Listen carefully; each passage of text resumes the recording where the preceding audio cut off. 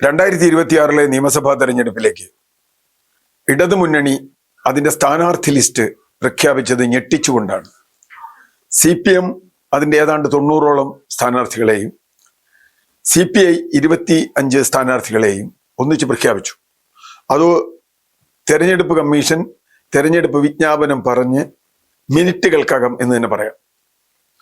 4:30 ആണ് തെരഞ്ഞെടുപ്പ് കമ്മീഷന്റെ വിജ്ഞാപനം, അല്ലെങ്കിൽ അത് അവരുടെ ഇത് അവസാനിപ്പിക്കുന്നത്.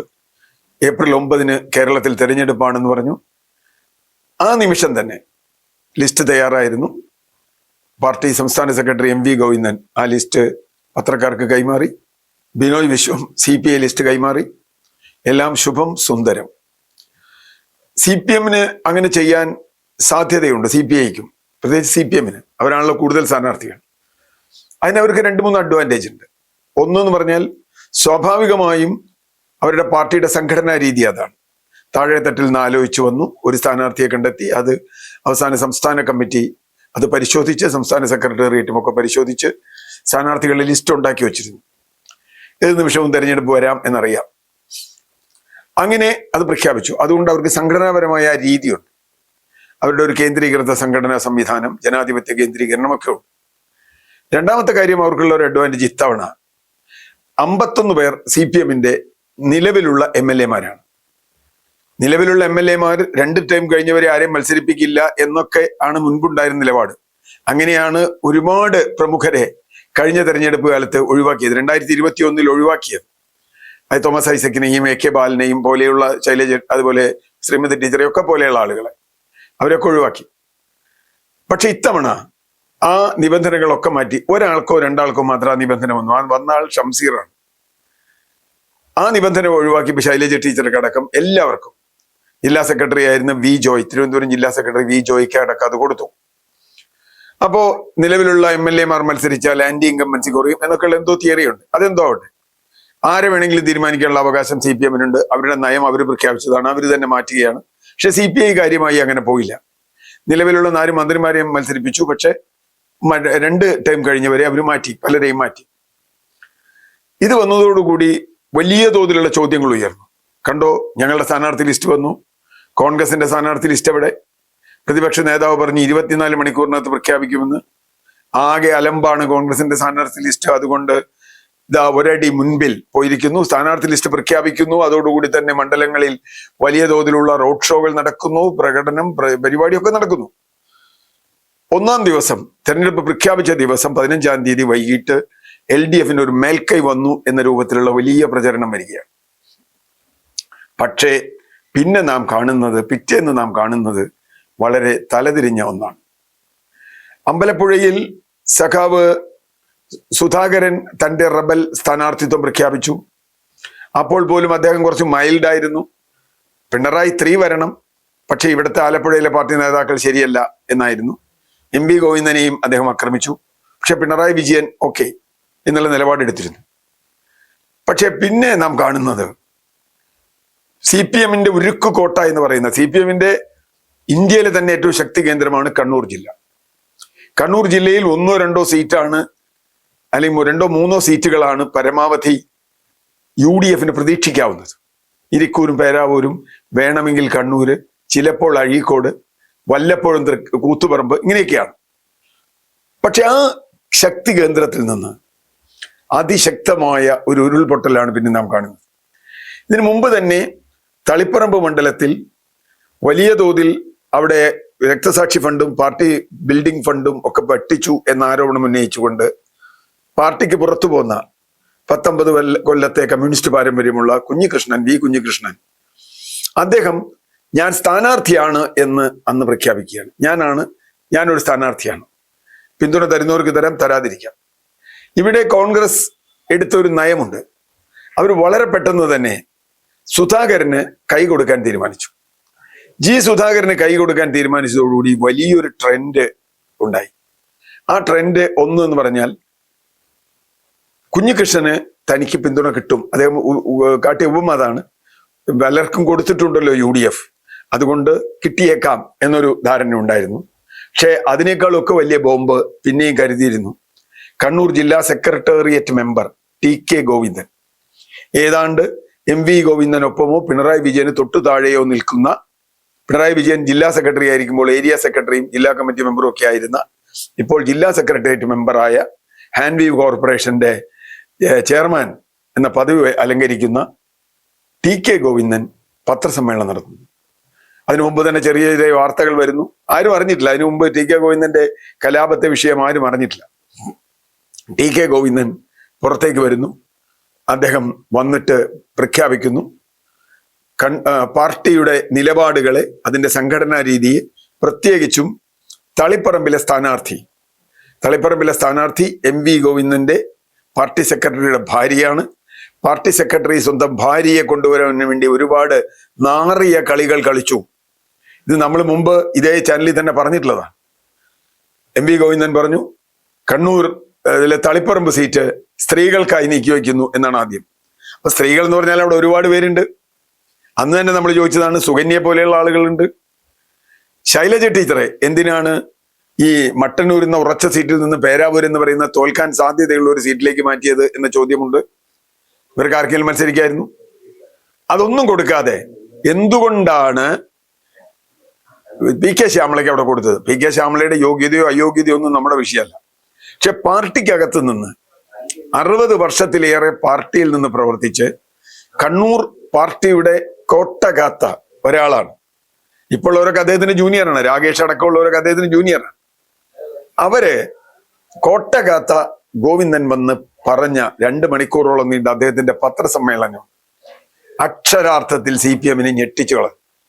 കുഞ്ഞികൃഷ്ണൻ ഒരു വിഷയം മാത്രമാണ് പറഞ്ഞത്. ഫണ്ട് വെട്ടിപ്പുമായി ബന്ധപ്പെട്ട് മധുസൂദനെ സ്ഥാനാർത്ഥിയാക്കുന്നു. മധുസൂദന്റെ സ്ഥാനാർത്ഥിത്വത്തിനുള്ള കമന്റാണ് കുഞ്ഞികൃഷ്ണൻ സ്ഥാനാർത്ഥിയായത്. പക്ഷെ ഇവിടെ അതൊന്നുമല്ല സ്ഥിതി. ഇവിടെ അദ്ദേഹത്തിന്റെ 2 മണിക്കൂർ നീണ്ട പത്രസമ്മേളനത്തിൽ തന്റെ പാർട്ടി പാരമ്പര്യം, തനിക്ക് ഇവരുമായിട്ടുള്ള ബന്ധം, ഇത്രയും കാലം പാർട്ടിയിൽ നിന്നതിന്റെ കണക്ക്, ഇതെല്ലാം കഴിഞ്ഞ് ശ്യാമളയെ സ്ഥാനാർത്ഥിയാക്കരുത് എന്ന് ജില്ലാ സെക്രട്ടേറിയറ്റും ജില്ലാ കമ്മിറ്റിയും ഏതാണ്ട് മണ്ഡലം കമ്മിറ്റി പൂർണ്ണമായും അതിനെ പറഞ്ഞിട്ടും സമ്മതിക്കാതെ ഒറ്റ പേര് മാത്രം മുകളിലേക്ക് അയക്കുകയും ഒറ്റ പേര് മാത്രം അംഗീകരിക്കുകയും ചെയ്തതിനെ ആണ് അദ്ദേഹം എതിർത്തത്. 3 തവണ MLA ആയിരുന്നാൽ അയാൾ ഒഴിയുമ്പോൾ അയാളുടെ ഭാര്യയെ MLA ആക്കുന്നു എന്നത് തികഞ്ഞ നീതികേടാണ്. മാത്രമല്ല നിരവധി സഖാക്കളോട് ഈ രീതിയിലുള്ള വെട്ടിനിരത്തൽ പരിപാടി എടുത്തതിനെ അദ്ദേഹം അതിനിശിതമായി വിമർശിച്ചു. അദ്ദേഹം പറഞ്ഞു, ഞാൻ ഇന്ന് വരെ തെരഞ്ഞെടുപ്പ് രാഷ്ട്രീയത്തിൽ നിന്നിട്ടില്ല. എനിക്ക് തെരഞ്ഞെടുപ്പ് രാഷ്ട്രീയത്തിൽ താല്പര്യമുണ്ടെങ്കിൽ എനിക്ക് നിൽക്കാമായിരുന്നു, എന്ന് വേണമെങ്കിൽ ജില്ലാ പഞ്ചായത്ത് പ്രസിഡന്റോ MLA എന്തു വേണമെങ്കിൽ ആകാമായിരുന്നു. ഞാൻ നിന്നിട്ടില്ല, എന്റെ വഴി അതല്ല എന്ന് എനിക്കറിയാമായിരുന്നു. പക്ഷെ ഇപ്പോൾ ഇതെല്ലാം വെല്ലുവിളിച്ചുകൊണ്ട് ഞാൻ തളിപ്പറമ്പിൽ സ്വതന്ത്ര സ്ഥാനാർത്ഥിയായി മത്സരിക്കുന്നു എന്ന പ്രഖ്യാപനം CPM-നെ വല്ലാത്ത രീതിയിൽ ഇളക്കി. പിന്നെ നമ്മൾ മനസ്സിലാക്കുന്നത്, ഇദ്ദേഹത്തിന് പിന്തുണ കൊടുക്കാൻ തളിപ്പറമ്പിൽ UDF-ന്റെ പിന്തുണ ഗോവിന്ദൻ മാഷ് എന്ന് പറയുന്ന TK ഗോവിന്ദനായിരിക്കും എന്നാണ്. B കുഞ്ഞികൃഷ്ണന് പയ്യന്നൂരിൽ പിന്തുണ കൊടുക്കുന്നു. ഇതോടുകൂടി CPM-ന്റെ സാധാരണ രീതിയുണ്ട്, പാർട്ടി വിട്ടുപോയാൽ വർഗവഞ്ചകൻ, പാർട്ടി വിട്ടുപോയാൽ അതൊക്കെ പറയും, അതൊക്കെ ആയിക്കോട്ടെ. പക്ഷേ ഇത് ചില ലക്ഷണങ്ങളാണ്. ഒരു പക്ഷെ അദ്ദേഹം തന്നെ പറഞ്ഞു, എന്റെ ഭാര്യയോ മകളോ മകന്റെ ഭാര്യയോ ഒന്നും എന്നോട് കൂടെ നിന്നോളണമെന്നില്ല. കാരണം അവരുടെ അനുഭവം വേറെയാണ്, അവരുടെ രീതി വേറെയാണ്. പക്ഷെ ഇത് പറയുമ്പോഴും അമ്പലപ്പുഴയിൽ സുധാകരൻ ഉയർത്തിക്കാട്ടിയ മറ്റൊരു വിഷയമാണ്. അല്ലെങ്കിൽ അത്തരം വിഷയങ്ങൾ പറയുമ്പോഴും വർഗവഞ്ചകനാണ് എന്ന് പറഞ്ഞാൽ അങ്ങനെ ഒറ്റയടിക്ക് ഒഴിവാക്കാൻ കഴിയുന്ന ഒരു അവസ്ഥ ഇന്ന് CPM-നില്ല. ഒരുപക്ഷെ MV രാഘവൻ എന്ന ഭീമ നേതാവ് പോയപ്പോഴോ ഗൗരിയമ്മ എന്ന പരിണിതപ്രജ്ഞായ നേതാവ് പോയപ്പോഴോ ഉള്ള അവസ്ഥയല്ല CPM-ന് ഇന്നുള്ളത്. കാരണം CPM തന്നെ വല്ലാതെ മാറിയിരിക്കുന്നു. പ്രത്യയശാസ്ത്ര ചർച്ചയൊന്നും CPM-ലില്ല. ഇപ്പൊ നോക്കൂ, 6 MLA-മാർ, ex-MLA-മാരും ഇപ്പൊ സിറ്റിംഗ് ഒരു MLA അടക്കം 5 ex-MLA-മാർ LDF-ൽ നിന്ന് കൂറുമാറി മത്സരിക്കുകയാണ്.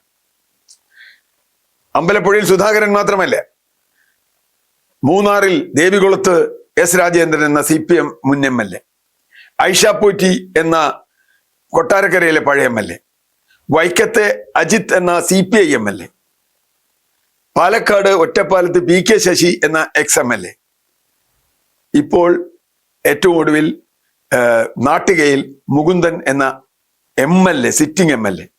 6 MLA-മാർ CPI-യുടെയും CPM-ന്റെയും പാർട്ടി തെരഞ്ഞെടുത്ത് തെരഞ്ഞെടുപ്പിൽ നിർത്തി വിജയിപ്പിച്ച് ഒന്നിലേറെ തവണ വിജയിപ്പിച്ചവനാണ് പലരും. നാട്ടികയിൽ മാത്രം അതില്ലാത്തത്.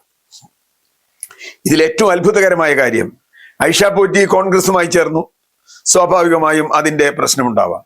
പക്ഷെ 3 MLA മാർ, വൈക്കത്ത് അജിത്തും നാട്ടികയിലെ സിറ്റിംഗ് MLA മുകുന്ദനും മൂന്നാറിലെ ദേവികുളത്തെ രാജേന്ദ്രനും പോയത് CPI CPM നിന്ന് പോയത് LDF നിന്ന് പോയത് BJPയിലേക്കാണ് എന്നതാണ്.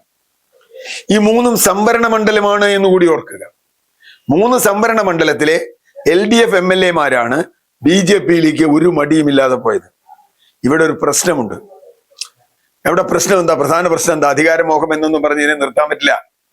അതല്ല വിഷയം. ഇവരുന്നയിക്കുന്ന വിഷയം അധികാരമോഹമാവാം അതിന്റെ പിന്നിൽ. പക്ഷേ ഒരു ഇടതുപക്ഷ MLAക്ക് ഒരു മടിയുമില്ലാതെ BJPയിലേക്ക് പോകാൻ കഴിയുന്ന ഒരവസ്ഥ ഇവിടെ എങ്ങനെ ഉണ്ടായി നമ്മൾ ആലോചിക്കണം.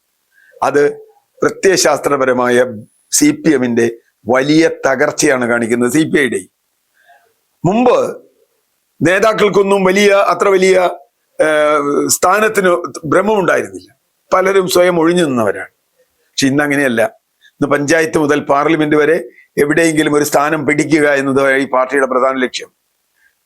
LDF 3 എന്ന് പറയുന്നത് വലിയ എന്തോ വികസന പദ്ധതികളുടെയും അല്ലെങ്കിൽ കുറെ പെൻഷൻ കൊടുക്കുന്നതിന്റെയും തീർത്തും ഒരു ബൂർഷ്വാ രാഷ്ട്രീയത്തിന്റെ പൂർണ്ണമായ മുദ്രാവാക്യങ്ങൾ, വികസനവും പെൻഷനും ഒക്കെ, അതൊരു ബൂർഷ്വാ രാഷ്ട്രീയത്തിന്റെ മുദ്രാവാക്യമാണ്.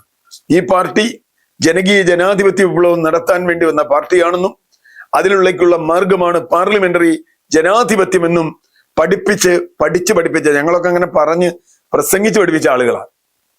അതിൽ നിന്നൊക്കെ പോയി ഇപ്പൊ ജനകീയ ജനാധിപത്യ വിപ്ലവം പറയണമെങ്കിൽ സുധാകരൻ വേണം, അല്ലെങ്കിൽ വേറെ ആരെങ്കിലും വേണം. ഇവർക്ക് അതൊന്നും പറയണ്ട. അടുത്ത തെരഞ്ഞെടുപ്പിൽ എങ്ങനെ ജയിക്കാം എന്നത് മാത്രമാണ്. അങ്ങനെ വരുമ്പോൾ മുമ്പ് പാർട്ടിയിൽ നിന്ന് എതിരായി പോകുന്ന ആളുകളെ പ്രത്യയശാസ്ത്രം പറഞ്ഞാണ് പാർട്ടി നിർത്തിയിരുന്നത്.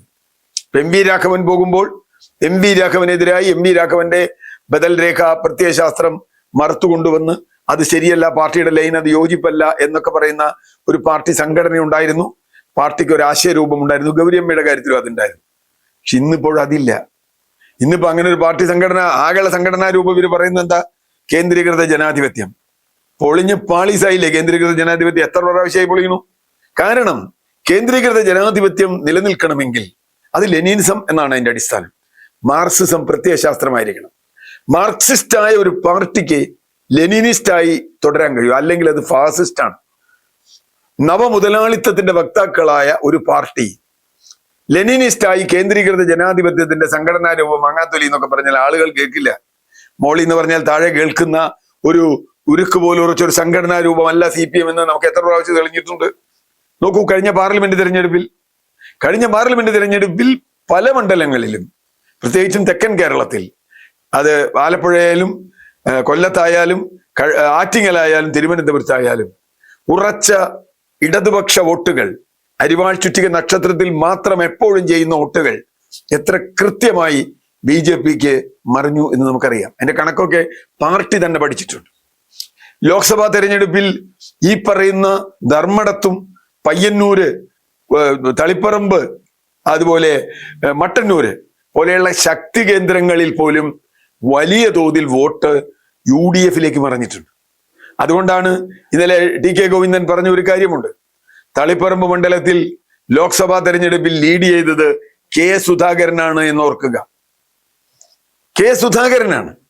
അതുപോലെ മട്ടന്നൂർ 65,000 വോട്ടിന് ശൈലജ ടീച്ചർ ജയിച്ച മണ്ഡലത്തിൽ 4,000-5,000 വോട്ടിന്റെ ലീഡാണ് അവിടെ CPMനുണ്ടായത്. എന്ന് പറഞ്ഞാൽ ഉറച്ച അരിവാൾ ചുറ്റിക നക്ഷത്രത്തിൽ വോട്ട് ചെയ്യുന്ന വോട്ടർമാർക്കടക്കം വേണമെങ്കിൽ കൈപ്പത്തിക്കോ താമരയ്ക്കോ വോട്ട് ചെയ്യാവുന്ന രാഷ്ട്രീയ വിദ്യാഭ്യാസമേ അവർക്കുള്ളൂ. അതാണ് പ്രശ്നം. അപ്പൊ അങ്ങനെ രാഷ്ട്രീയ വിദ്യാഭ്യാസം നഷ്ടപ്പെടുകയും, രാഷ്ട്രീയ വിദ്യാഭ്യാസം നഷ്ടപ്പെടുന്നത് എന്തുകൊണ്ടാ? ആശയപരമായി പാർട്ടി തകർന്നു പോയതുകൊണ്ടാണ്.